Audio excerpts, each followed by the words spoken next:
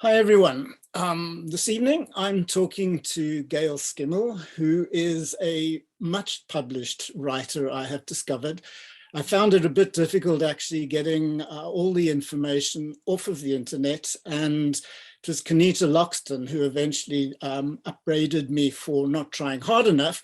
And I then put my arithmetical skills to use and came up with a whole lot of books. So Gail, I've done some tracking now, and I came up with that you'd started in 2007 with a children's book, then went on the very following year to publish with Queller your first adult novel, and then another novel with Queller, and then it seems to me you moved into another 4 novels with Pan Macmillan.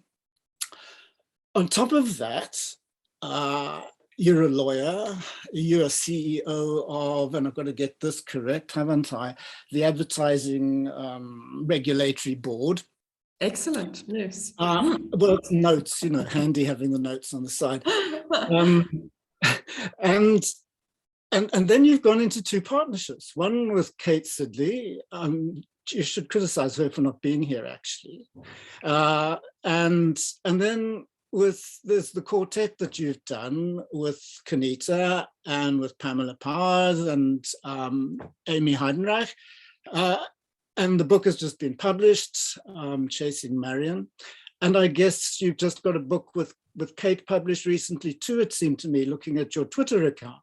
It's about to be, so Kate and I did one series together. We write as Katie Gail, because Kate and Gail, and we write cozy mysteries. And we did one series about a character called Epiphany Bloom. And now our new series about a character called Julia Bird is about to launch. So what you've seen is the cover reveal, and then yesterday it became available for NetGalley reviewers. But I always have to say, when I talk about my Katie Gail writing, if you love my Gail Schimmel writing, Katie Gail's very different. It's cozy mysteries, and cozy mysteries are a very particular creature. So that's been a lot of fun, but it is very different from my normal writing. Yeah, okay, we'll get to that one. Let's go back to you the individual. You obviously started writing long before you wrote the children's book. So when did you start the writing? I mean, is it something that started in your childhood? Yeah, so I'm one of those writers who has always written. As soon as I could write, I wrote stories, and you know, early, great, magnificent stories, adaptations of fairy tales, and then a very long story about my best friend at early primary school, who came from a very complicated family. I wrote a very long book about them, like 10 pages or something. And I've always written. And then what happened was, when I got into my teens and I talked about maybe being a writer, and my father, who was an artist and you would have expected to be supportive of the creative life. My father went, now remember, this is in the 80s. I was born in the 70s, 80s, 90s. My father goes, oh, it's very hard work. You've got to write, and then you've got to rewrite, and then you've got to retype it, and then you've got to edit it, and then you've got to rewrite it. And that did sound like horribly hard work. So I became a lawyer instead. You thought that would be easier, did you? Absolutely. Then, okay. You became a lawyer, but you continued writing. I continued writing, and then the first book the first book I wrote, which is not the first book I published, was saved under a file called 30, because I was determined I would finish it by the time I was 30. And I wrote it, and I think I finished it well in time. I'm not sure. And it was not good. And that my first valuable piece of writing advice is, I think a lot of us have a crap book in us first. And that's your learning experience. You write it, and you learn that you can finish a book, and you learn the discipline of writing, and you learn some of the skills of writing, and then you write your first book. And I find it is true of a lot of writers, and I think a lot of people that I've seen who are good writers but have got stuck because they keep editing that first book, and they need to throw that first book away and write that second book. So I wrote that one, which was terrible. And then I had the idea for Marriage Vows, which was my first published novel. And that one I'd been working and I'd been doing a master's degree in law because I'm not really entirely sane. And I evaluated my life and I thought, I'm putting all my effort into work and this degree. And what I really want to do is write a book and have a baby. And in 2008, I had my first baby and Marriage Vows was published. You are mad. Sorry? You are mad. Well, the master's degree in law part was extremely, extremely mad. Yeah, the only way it comes in handy is that every now and then you find yourself in a situation where you're going, I've got 4 degrees, it's very useful. But that's literally the only way my master's degree has helped my life.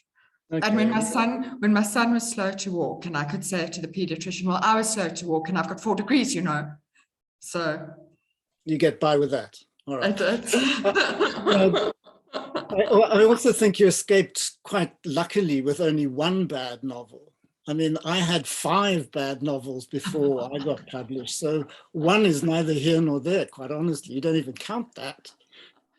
But maybe if you go back and look at those 5, they're not all bad. Fortunately, I can't go back and look at them because they're all thrown away.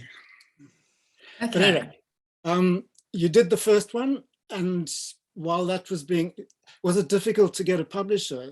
How many publishers did you have to go through? So I was really lucky because of the children's book. So what had happened with the children's book is I wrote it almost as a easing of my brain while I was writing Marriage Vows. So what had happened is my father had a friend who was a cartoonist, Francois Nordier, an artist and a cartoonist. And Francois had said to me, why don't we write a book together? You write it and I will illustrate it. And I thought, maybe. And then the idea had grown and I'd quietly written the story, but not told Francois about it.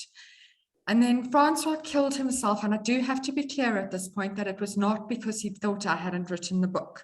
It was entirely unrelated to the book. But so it was terrible. And then I was left with this book I'd written, this children's story. And then when I researched it, I discovered that actually publishers prefer you not to present illustrated work. They like to find the illustrator themselves. And I sent it off to Tafelberg. And I wasn't, because that wasn't my thing. That wasn't my passion. I didn't have any anxiety about it. I just sent it off and was like, well, whatever. And ages later, they took ages. They phoned me and they said, please tell us you haven't sold it to anyone else. Something went wrong, someone left and someone came, and please tell us you've still got it. We want to publish it. So they published it. And then obviously Tafelberg and Quella are both part of the NB stable. So when I had a novel ready, I had a way in. I didn't go kind of via the slush pile. My children's editor put me in touch with the right person at Quella, and I could send it straight to the right person. And I had that little background. So I sent it to Quella and it was accepted. Well, that was great. I mean, that was really nice. And from really, that point from that point to publication was what, 9 months, 12 months? It was long. I remember with the children's book being absolutely stunned by how long you wait between submitting a book and having it accepted and it actually hitting the shelves. I mean, I thought they were ripping me off in some way. But I can't remember with Marriage Vows. I was having a baby at the same time. So my memory is a bit vague of exactly how that played out.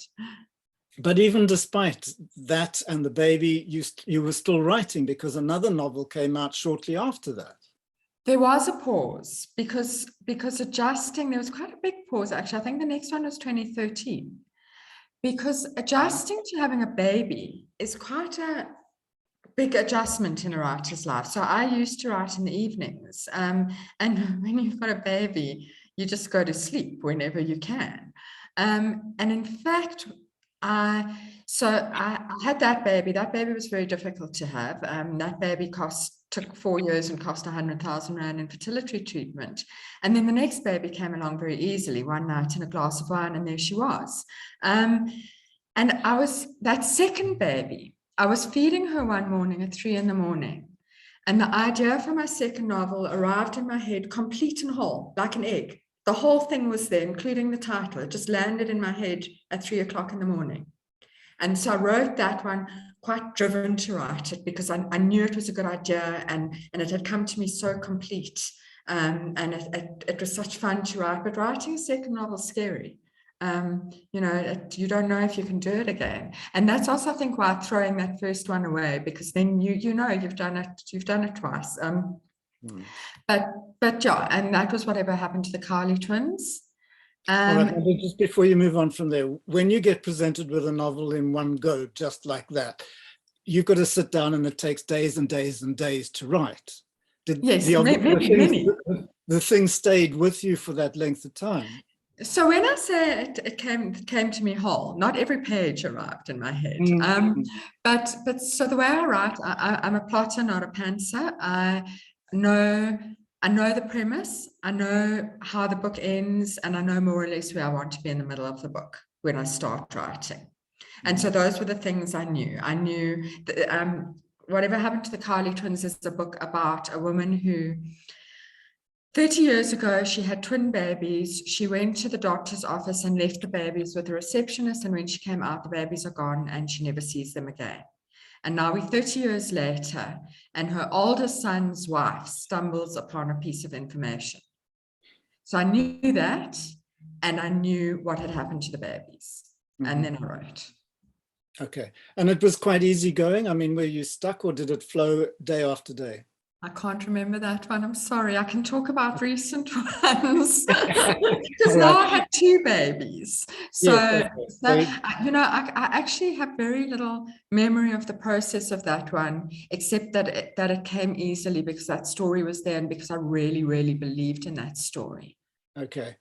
And when you're there and you've got that story like that, do you hear the voices quite clearly? Is writing dialogue quite easy for you? Yeah. So I hear that I'm not one of those writers whose characters, you know, I'm sure you guys have heard them speak, and their characters take them. They invent the character, and then all they have to do is run behind the character, writing down everything the character says, and the character tells them what the plot is, and it all sounds very magical to me. That doesn't happen to me, but they do talk. And the problem is now that I am always writing, they start talking before I'm ready. So, for example, I'm finishing a book at the moment. I'm about to start a second draft of it because I've got feedback from my publisher, and the next book, they're in my head and they're talking and they want to get out and they want me to start writing them, and I don't have time to start writing them, and they really are in that way. My characters leave me, and they're quite irritating. I want to start writing them. Do you do anything with them? Do you put them into a notebook, or do you just have to wait until the editing process is Mostly finished? they have to wait. I try to make them happy by drawing them a family diagram. Like, look, I'm taking you seriously. Here's a family diagram for you. I will come back to you. I know you have to be written, but it hasn't helped that much. Okay. And particularly when I'm in the bath or shower, they have long conversations. And obviously, I'm never going to write anything as good as what they're saying in my head at the moment. Okay. All right. But I think you're quite lucky in that case that you've got all this stuff happening. There are many out there who don't know what the next book is going to do at all. Yeah. And it's quite new for me, that not new, but I think the more I write, the better I am at recognizing a good idea. And I've actually I get a tingle in my hands when I have a good idea. I know when the idea's got legs because I get a tingle in my hands. Now, do you like torturing your characters? That's a good question. Because your books you always twist things so that the characters end up having to battle with life. Do you do this? I think it's that I like a plot. I like a story. I'm a storyteller. I'm not a literary writer. I'm a storyteller. And so I need a bit of a plot. And that involves, you don't have a plot if everybody has a nice day. You've got to throw something. No, point taken. And I prefer you to have a plot. It's much better than not having a plot. All right. So you went, that was what, 2013 about it. It was a couple of years later before the next book came out. It was 2017, I think, was it not? I'm not actually sure. I'd have And to go then, and then since then, you've done 4, yeah, almost 18 months apart, each yeah, one. I mean, that's yeah. a hell of a pace to keep going. I think it's that I've learned what my style is, and I've learned how to discipline myself. So that post-baby phase, it was very difficult to figure out when to write, and how to find the inspiration to write and all those things. And now that I've got that right, I find it easier. And I'm very type A. If I set myself a thing to do, I do it. So I set imaginary deadlines in my head. Ask Eva. I tell her when my deadline is. She's got no interest in my deadline. She doesn't need me. The book I'm writing at the moment isn't under contract. Doesn't matter when I'm going to hand it over. But then I get obsessed with it. Oh my God, I promised that I'd have it by the end of March, and I'm not going to be finished at the end of March. What am I going to do? And it's an entirely imaginary deadline. Okay, but you need it. But it works for me. Yeah, yeah. Now, when you're getting into this, now that the babies are a bit older, what is your writing day? I mean, when is that? What are the hours that you have for that? So I don't. When I'm writing well, it is one of the things on my to-do list. So just like send email to so-and-so, attend this meeting, write 500 words. I write 500 words a day. Okay. I think it's a realistic target. I'm a big believer in realistic targets. If you promise yourself you're going to write 2,000 words a day, you'll do it for 3 days, and then you'll be completely out of steam. You'll be exhausted, and then you'll fail for the next 3 days, and then you'll feel like a failure and think I can't be a writer, and you'll stop. So even if it's 200 words a day, whatever's realistic for you in your life, rather meet that realistic target than fail at that ambitious target. So when I'm in the flow, I write 500 words a day, and I write it as one of the things on my to-do list. I'm starting now to get back the luxury of late afternoons and sometimes even evenings, because my children are 12 and 13. So like here I am sitting and nobody's screaming and nobody's come running in to ask for anything. So and you can see them behind me. But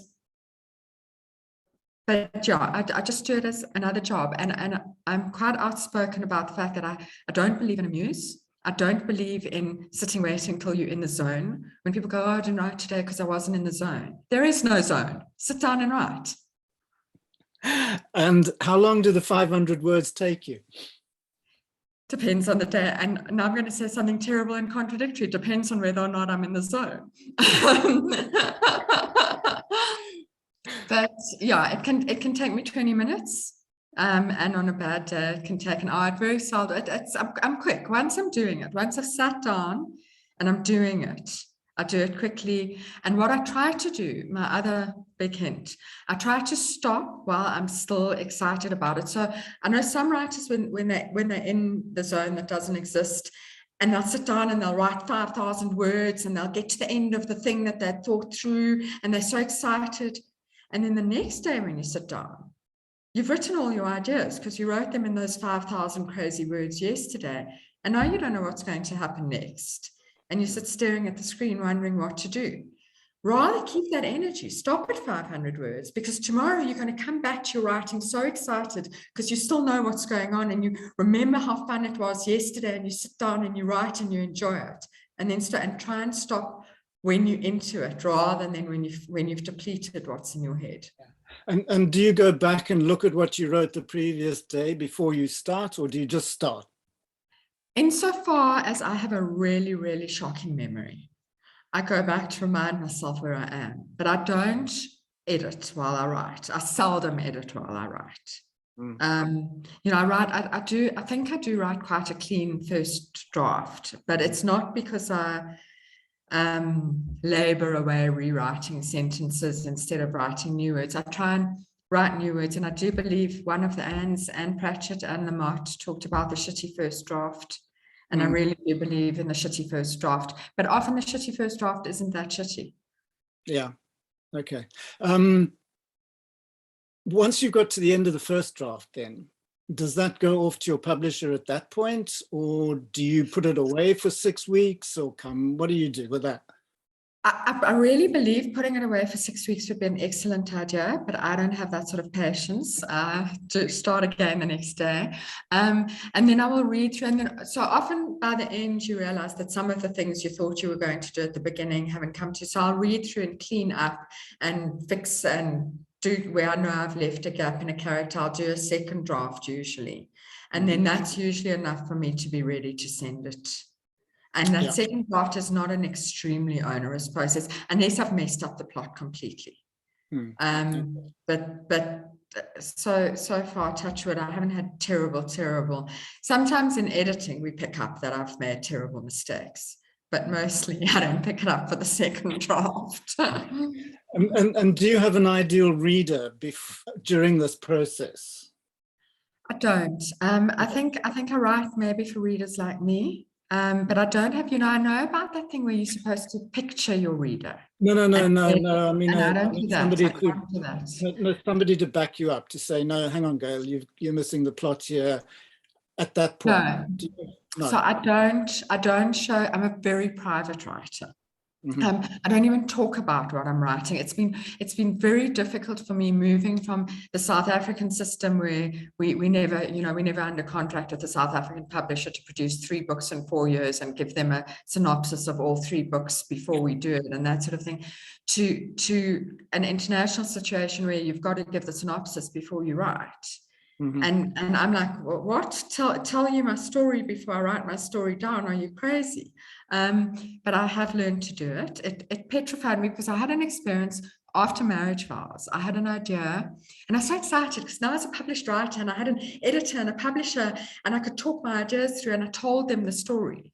And then I didn't want to write it. I told them the story. The story was out. Understood. So I'm very, very private. And so the first person who reads it nowadays will normally be Andrea Macmillan. And then I've worked with I'm very lucky. I have worked with the same editor on my South African books for all my books. Okay. And so she knows me very well and she's very kindly strict with me. The international ones now, are you writing against contracts? I mean, they've got you under contract and you've got to produce books. Unfortunately not.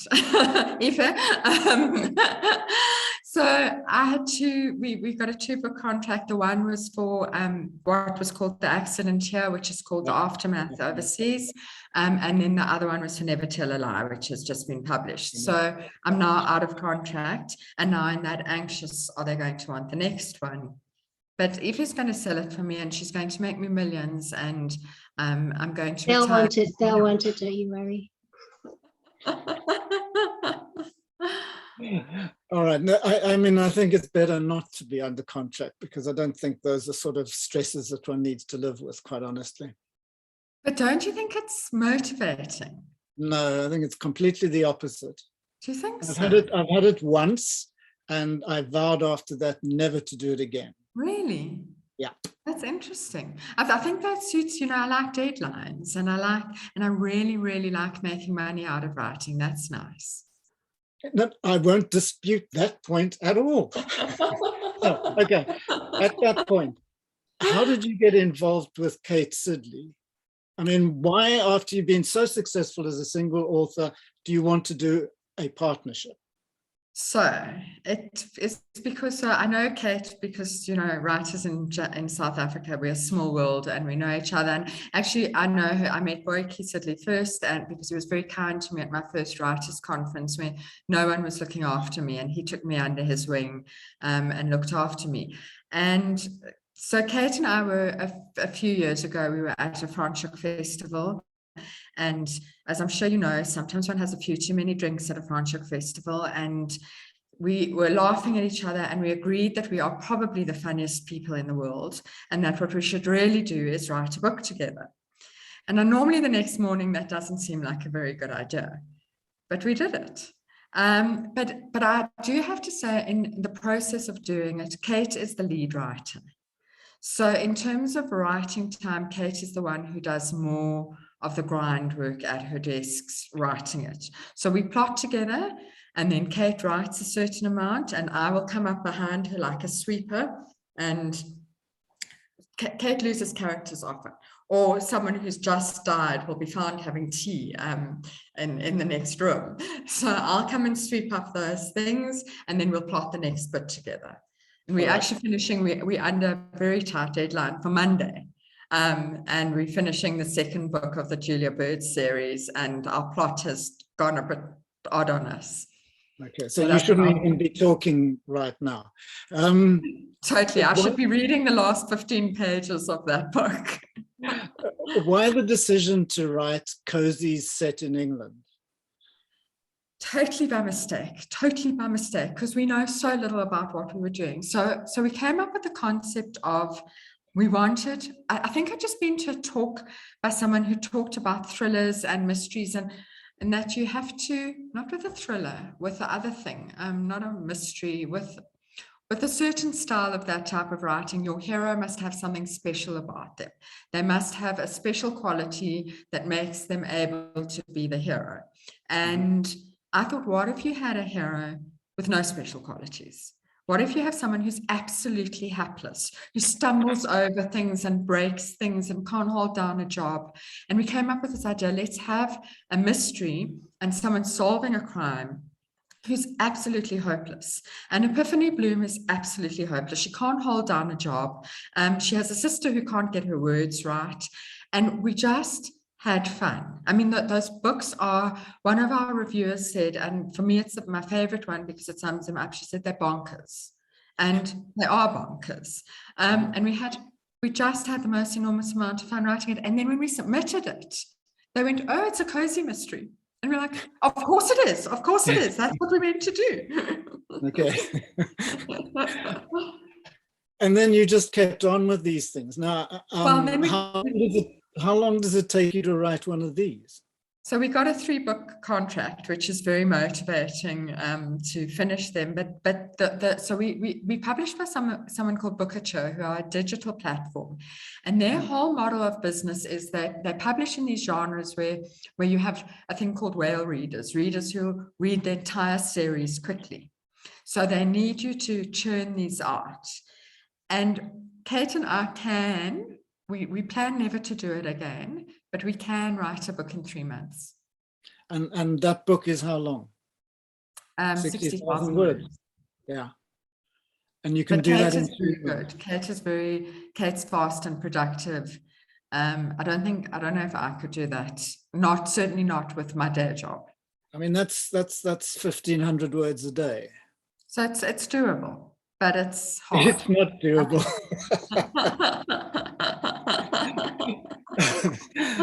Okay, but you do that. So you do that as well. Now you've got to slot those books in between your books. Is that how you do it?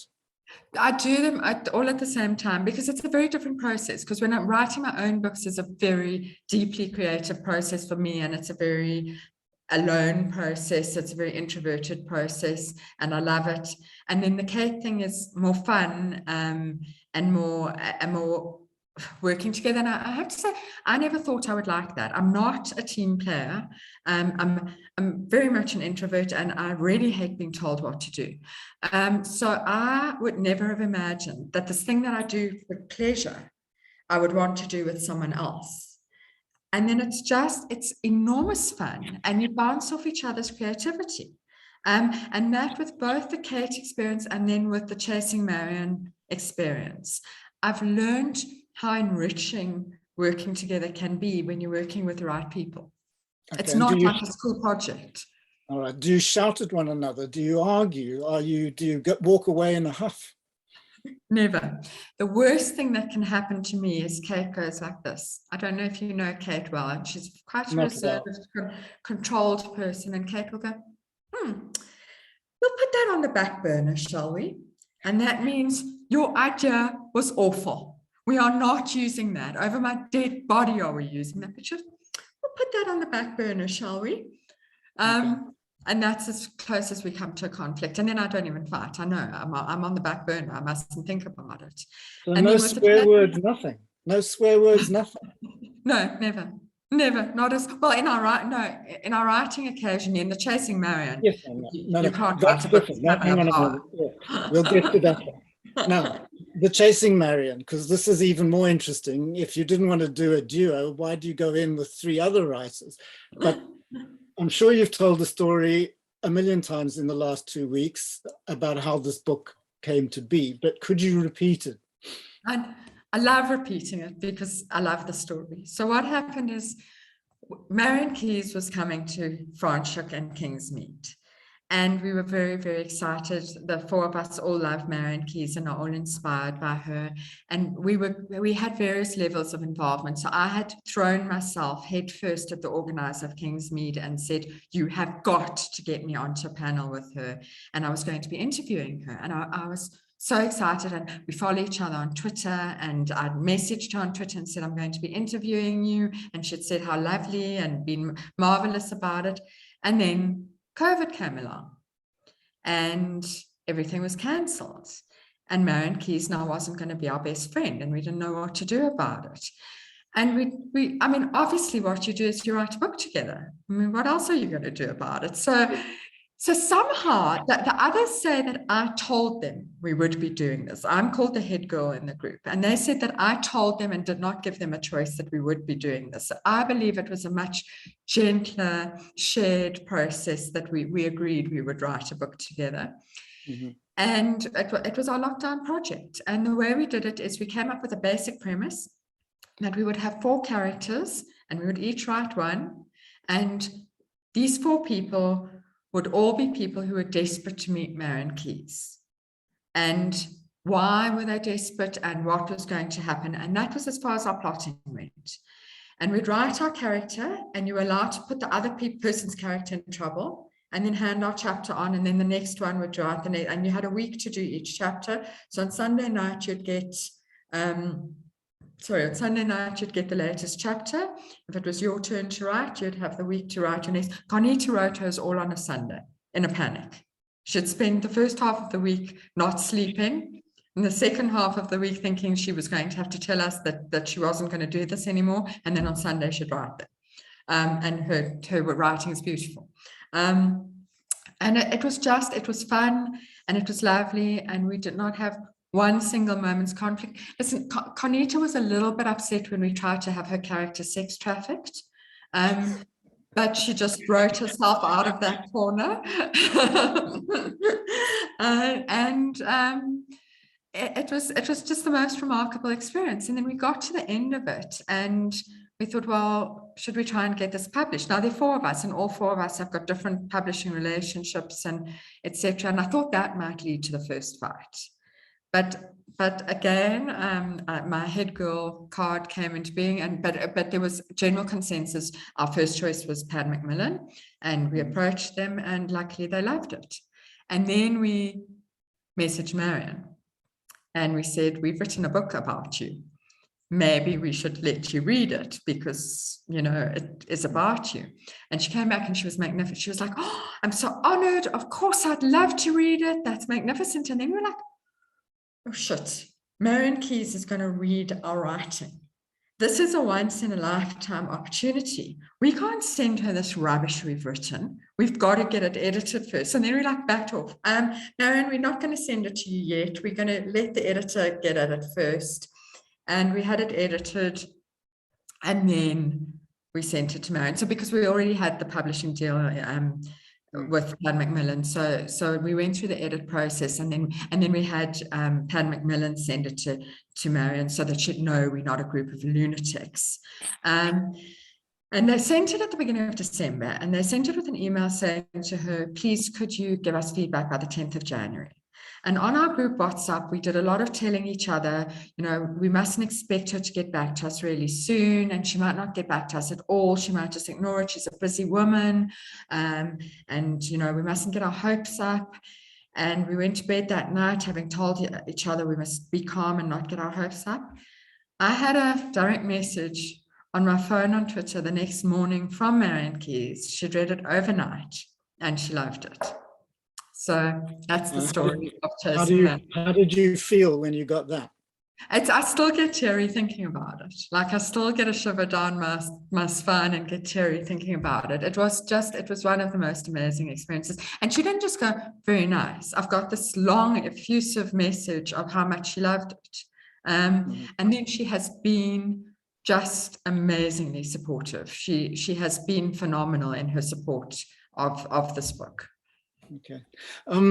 Lockdown was quite traumatic for many writers and they were unable to write, but the four of you seem to have used it as a way to get through the lockdown. And I guess you didn't have any of these problems, possibly because you were collaborating. I also wrote well on my own during lockdown. So writing was my thing in lockdown. Why shouldn't I have guessed that? I was very, very productive. But what happened to me is I couldn't read in a normal way during lockdown.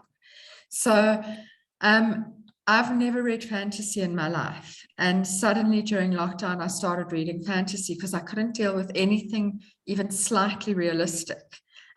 So a thriller was too frightening because it was too realistic. And then a heavy family drama, well, God, that was awful because life was heavy enough. But a werewolf, there are no werewolves in Craighall Park. A werewolf is not coming to get me. So I could read about them.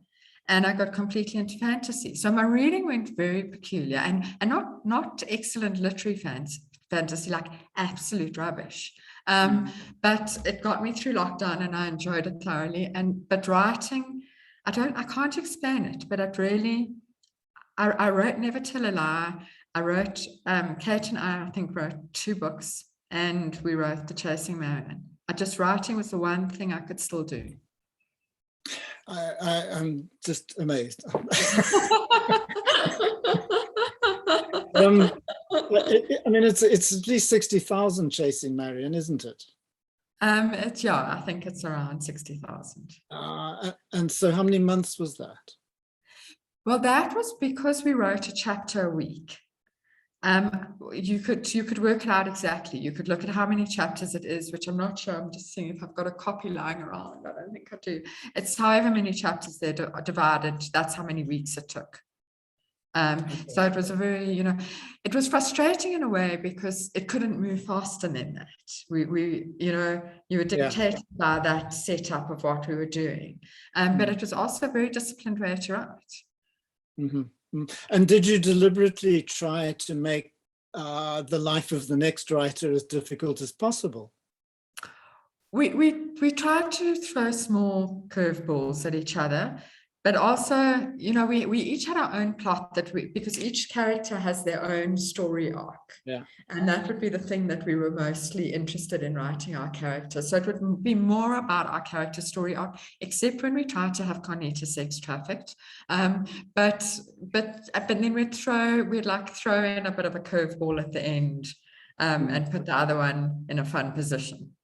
Okay. And what has it been like publicizing the book, 4 of you all sharing the glory? I mean, writers like to have the glory all to themselves. Again, strangely wonderful.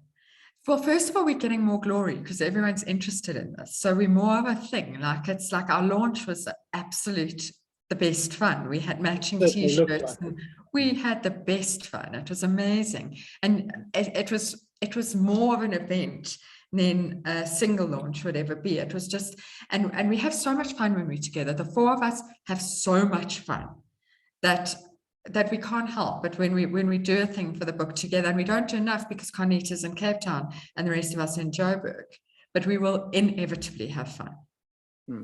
Now, are you going to do another book? So I have told them what the next plot is. And I'm quite hungry to write the next one, but we've decided we all are professional writers and we are only going to write it if there is a hunger for it. So we're going to wait and we're going to see, because the thing with Chasing Marian is it's got 2 hooks. The first hook is it's about Marian Keyes and everyone knows who she is and she's endorsed the book. We're not going to write another book about Marian Keyes. That it would get a bit tired. So we would write a book not about a famous writer. And then the second thing is it's a new and different thing for writers writing together, and it's such fun. But the next time it's not going to be as interesting to people. So I don't know if there's an appetite amongst readers for more 4 people books. We'll see. We'll see how it does. If Yeah. it will see how it does. No pressure. Advice for writers, new writers who haven't yet hit the scene, who are in that delightful space before they get published, because it's the only true space that you're ever going to have. Do you think so? Yeah. After that, it's all just pretense. Yeah. So a lot of what I've said before, the first thing is the realistic aim. So one of the things about the realistic aims is if you sit down and try to write the great South African novel, it is the most intimidating thing you could possibly set yourself to do. If you sit down to write a book that is a bit better than the worst book you've read, you can do that. We can all do that. And that's how I wrote that first book, that not so good book, but it was better than the worst book I've read. So that kind of broke through a barrier for me when I stopped trying to sit down and write a great book and sat down and wrote an okay book. And then I knew I could do it. So that realistic aims in what you're writing, realistic aims in how much you write at a time, realistic aims about the fact that the muse is not waiting to land on your shoulder. If you want to do this, you've got to sit on your bum and you've got to write and you've got to do it in a regular way. And it's not always going to be fun. It's actually mostly going to be ghastly. It's like swimming in cold water. You're very seldom going to want to do it. But once you do it, you think, oh, this is lovely. I must do this all the time. But once you get out of that cold water again, you're not going to want to get back in the next day. You know, and I think this is a common experience amongst writers. It's the thing we want to do most, but it's also the thing we want to do least. So it's a love-hate relationship. Sorry? A love-hate relationship. Absolutely, with a lot of hate. But so being realistic about that. And then being disciplined, sitting down and writing. The other thing that released me a lot, a little bit down my path, I went to a talk by Jeffrey Archer.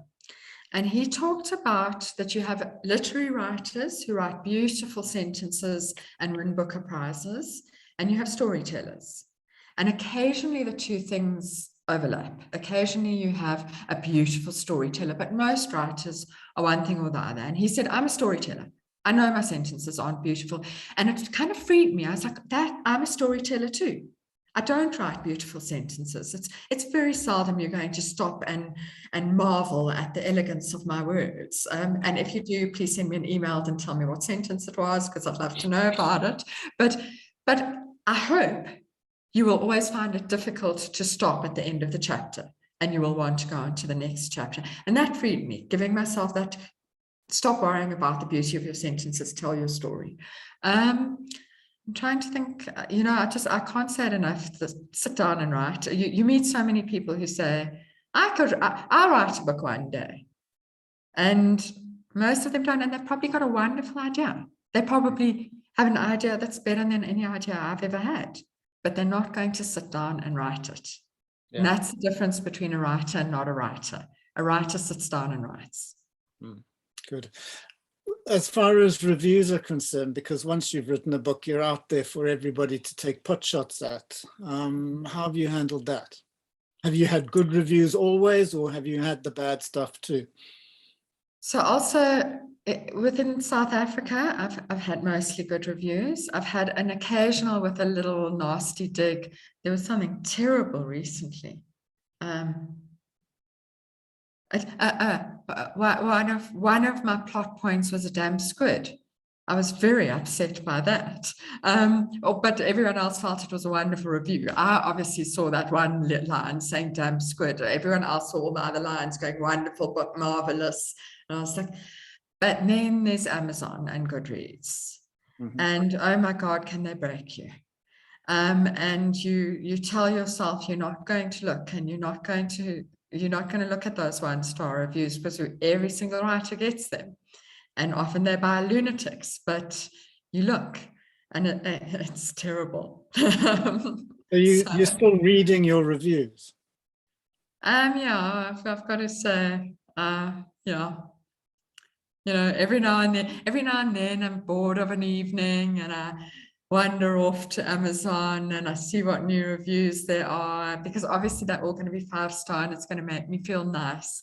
And then there's a 1-star one saying, I read 3 pages and I didn't like this book. And you like, where's the comment section? So I can say, well, you only read 3 pages. And Gail, being interviewed and so on, have you had bad interviews when you've been on a panel and the guy's been nasty about something? Okay, so I'm interviewed in 2 capacities. Being interviewed as a writer is nothing but a pleasure. But I'm also the CEO of the Advertising Regulatory Board, and we do some very controversial work. So we are the people, if you have a complaint about the content of advertising, then we are the people that you complain to, and we make controversial decisions, and I am the place where the buck stops. And I have had some petrifying experiences in that capacity. Okay, but that's different. That's not. That is different, yeah. But so any writer interview in comparison is always going to be pleasant for me. Okay. Like even if I probably wouldn't notice if they said something nasty, because I'd just be so glad that they weren't blaming me for ruining the entire fabric of society. But that would be a kudos. I mean, God, I would be really pleased if somebody could say that. In my day job, I'm quite often accused of ruining the fabric of society. Look, are there any questions that anybody has? Because now's the chance, because I don't want to keep Gail. She's got to go and write 500 words before the evening's out. No.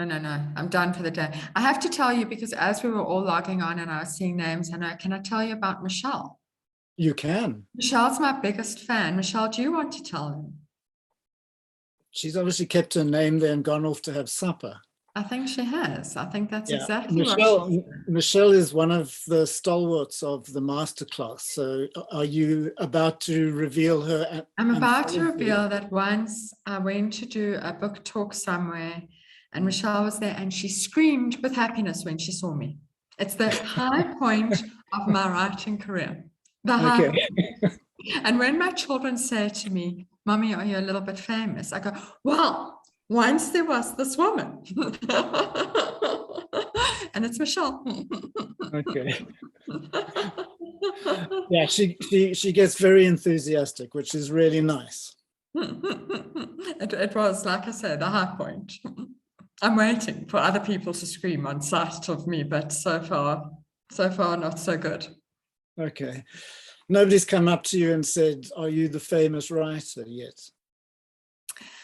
No, I have had some nice experiences of people realizing who I am and being very excited. That has happened a little bit recently, but nobody's approached me. I'm looking forward to that. And I also have very few experiences of seeing someone reading my book in the wild. Like that's all. I want to see someone reading my book in an airport. That's my next life aim. And I look around and I try to see them, but then the one time it's happened across a swimming pool at a hotel, and then just wanted to die of embarrassment because I was then, and there were lots of people who knew me in the area, so they outed me eventually to the person reading my book, and then I just found it mortifying because actually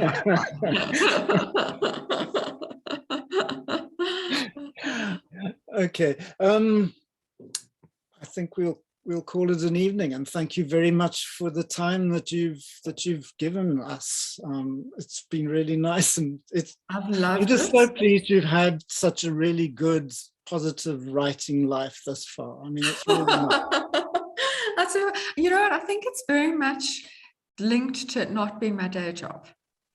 So I don't have the stresses of I'm going to eat whether or not I write because I've got another income. And I think there's something to be said for that you don't have to give up everything and become a writer. Keep your day job. There's no harm in it. And maybe it is your day job that ironically creates the space for creativity. Well, I think most writers these days have to keep their day job. There's that, and, yeah. My advice would be always to keep your day job, because the number that can exist just on their writing are few and far between. So day jobs are really important. Yeah. And with two kids at private schools, day jobs are not optional. So just in the year ahead, you've got a book that you're just finishing, which will then be published late this year or early next? Probably early next year. Okay. And then and you've got a Katie Gail book coming out now. Yeah, one coming out in May, and the next one will come out in about September. Okay, all right. Those Katie Gails just come like this. I gather. I don't know how you snatch the plots from the air, but you do. And for those in South Africa, and Cape Town in particular, will you be at Franschhoek this year? I won't be at Franschhoek this year. I haven't been invited. But also I'm quite relieved not to have been invited, because I have a day job conference in Dublin that week. So it would have been quite complicated finding myself in both places. Well, there is a man listening to you here tonight who's not far from Dublin. Michael, you're not Dublin, are you? It's Belfast, aren't you? Are you Belfast or Dublin? Yes, I'm just outside Belfast, but 100 miles north of Dublin. Okay, there you Actually, go. I live in Seamus Heaney's hometown. I'm amazed at the distance you are virtually traveling. Yes, That's just down the road from me. That's just down the road from me. Oh yes, Eva as well. I'm from Cavan. Even closer, even closer. Can't go anywhere. The Irish are everywhere. They're taking over, and all the better for it. But yeah, but we are hoping, we're really hoping that we will do something in Cape Town with Chasing Marian, because it's Qarnita's hometown, so it would be lovely to do something there. And just because we have so much fun together, we all in favor of doing more and more things. So we're hoping that our publisher will see the wisdom of doing an event in Cape Town. But you know, the problem is always, you can fly one Qarnita to Johannesburg, or three of the rest of us to Cape Town, and then it becomes clear which is the better choice for them. For them. Yes, indeed. But Qarnita's doing research in Mauritius at the moment, so you're going to have to wait a while. Well, you know, we could join her. It would, you know, if we were forced to. Is she in Mauritius now? Apparently, yes. 2 days ago, I think. She has not revealed that. I will be getting straight onto my WhatsApp group and outing her. No, it's important research for her, and she needs to write a book this year. All right. Gail, thank you very much once again. Absolute pleasure. Thank you so much. Okay. Thank you all. Bye-bye. Bye. Thanks, Lindy. Bye, Bonnie. Pleasure.